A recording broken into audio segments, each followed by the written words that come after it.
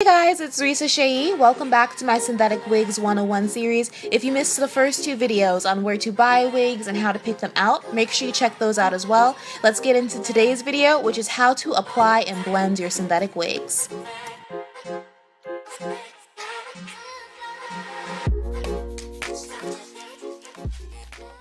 Okay, so I just took off my scarf. I had put it on earlier after putting on some gel and some edge control just to lay down my edges, slicked them with a toothbrush. Okay, so this is how the wig band works. I use the WeGo wig band that I ordered off of wigtypes.com. It's like $6.99 there, and it comes in 3 colors: nude, dark brown, and it also comes in black. It feels like a velour basically, and this is what it looks like. It's about this long, and it has Velcro at the edges. So basically you would fold it over and you want to put the hard part over the soft part, like so, and you'd put it around your head. I'm going to show you guys how I do this, but something to bear in mind if you've never used this before: if you don't use it the right way and apply it properly, your wig will still slip off your head. You have to apply it a very specific way. Here's how. So you're going to take your wig band like so. I have the hard part facing me, okay? The hard part of the Velcro is facing me, and the soft part is facing forward. You place it around your head, and then at the back you fasten it so that, I don't know what the back of my head looks like, so don't be roasting my kitchen. You take the hard part of the Velcro and you place it over the soft part to fasten it. And there you go. You want to make sure that the seam of the headband right here, the part where it was sewn, is facing back. It needs to be facing away from your head. If you apply it any other way, this will not work properly and your wig will slide off your head.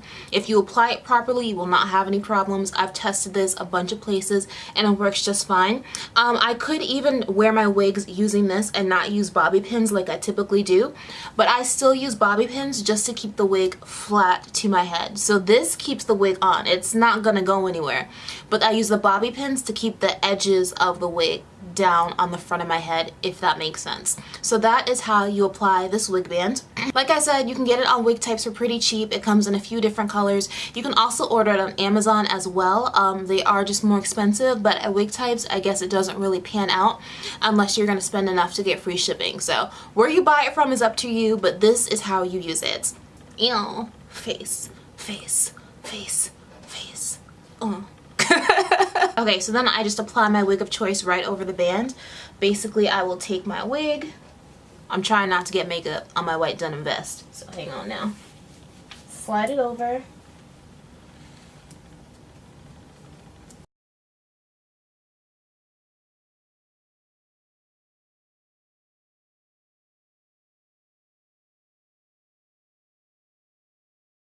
I feel like I need to adjust my braiding pattern just a little bit because my hair is just in 2 big braids underneath, but you get the gist. That is how I apply my wigs over the wig band, and I'm gonna tug. She's not going anywhere. And I don't have any bobby pins in. I literally just have the band on under the wig, and this is what she does.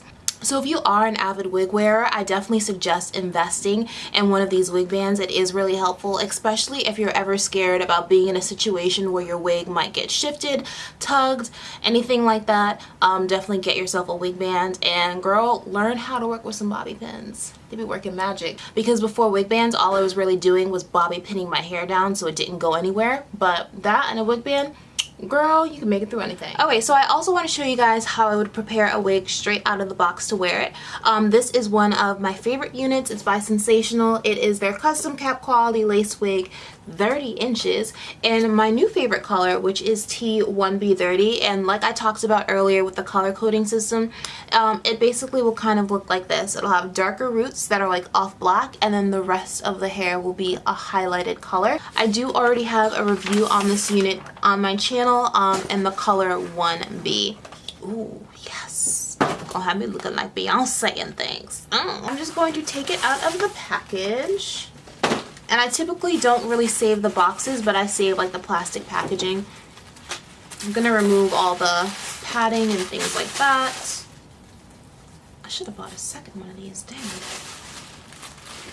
Honestly, my preparation process for wigs is not extensive. I could probably do it in about 5 minutes. The longest part, honestly, is cutting off like the lace. So this wig has the adjustable band in the back. I do not use the adjustable bands in wigs ever because it just makes it too tight on my big head. And so what I'm going to do now, and if you've never done this before, I suggest that you like bobby pin the hair or clip the hair in the front back. This way you don't accidentally cut hair off when you cut off the lace. I'm going to be cutting off this lace portion in the front of the wig right here. Now I am an old pro at this, so I do not need to do that. I'll be able to cut the lace off successfully without cutting the hair. But if you have never done this before, sis, get them bobby pins, get a hair clip, get something, and just like clip the hair back and away from the lace. This way you can cut it without accidentally cutting into your new hair. So this is what I'm talking about when I'm talking about like lace front units. It's the units that come with the lace like this. So I'm just gonna basically go around the whole wig. This is hard to do on camera actually, because I had to hold it up for y'all, whereas in real life I'd be like sitting on the floor just like trimming. Hopefully you guys can see. Basically, I'm trying to cut as close to the hair as possible where the knots are, but I don't want to cut into the knots or anything like that because I don't want to cut the hair off. And honestly, leaving a little bit of the lace there will just make it look more believable. It'll blend nicely into your skin, but you don't want to leave a lot of the lace there, sis. Like, that's not the goal. And honestly, also, if you've never done this before, don't try to get as close as possible like the first trim, because you can always go back and trim more lace away, but if you cut off too much or cut into the hair, like, you can't really go and put that back. Like, it's just gonna be what it's gonna be after you cut it. Okay, so I have cut all the lace off the unit without actually cutting into any of the hair. And at this point, if you were one who wanted to go in and like tweeze apart, basically taking some tweezers and very carefully removing like a couple of hairs at a time just to open up the part a bit more, you could.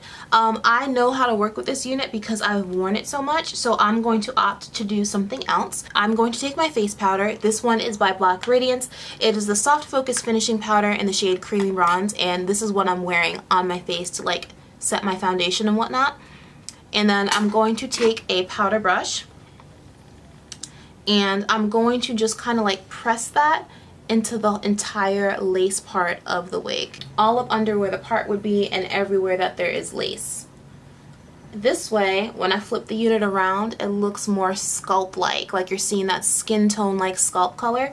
So basically just get whatever face powder it is that you use, pick up a powder brush, not the one that you're going to go back and use on your face. If you have a skin top part wig, you don't need to do this because that fabric is already there creating this effect for you.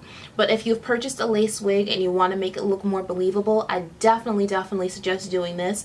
Some people opt to go over the top part of the wig like right here with concealer or foundation, and I used to do that back in the day, but I honestly feel like lately this just looks more believable, so this is what I opt to stick with.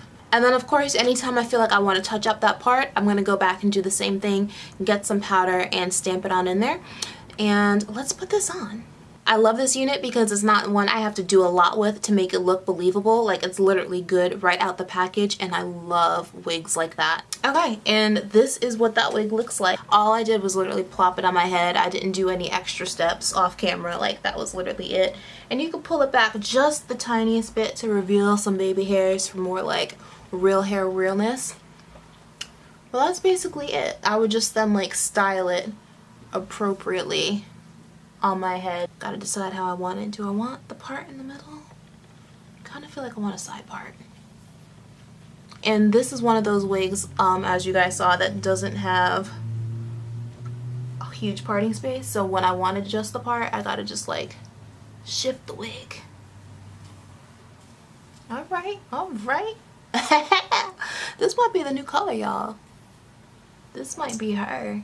Yeah, so y'all, it's 30 inches. Get into her, get into her, get into it, get into it, get into it, get into it. Okay guys, that's it for today's video. Make sure you subscribe to my channel so you don't miss the last part of the series on how to revive and maintain older synthetic wigs. Stay snatched and I'll see you next time.